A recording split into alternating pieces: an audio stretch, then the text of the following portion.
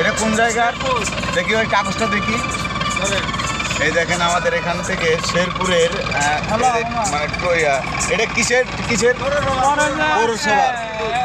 এই যে শেরপুরের পৌরসভা কর্তৃক টোল, মানে পৌরসভায় ঢুকলে চাঁদা দিতে হবে নাকি? এটা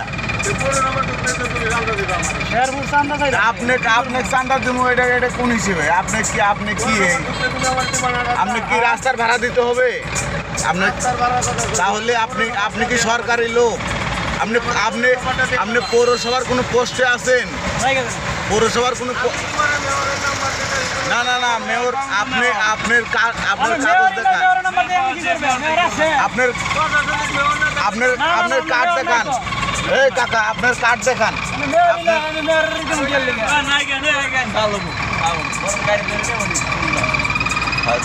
এই কাকা নেন, জানগা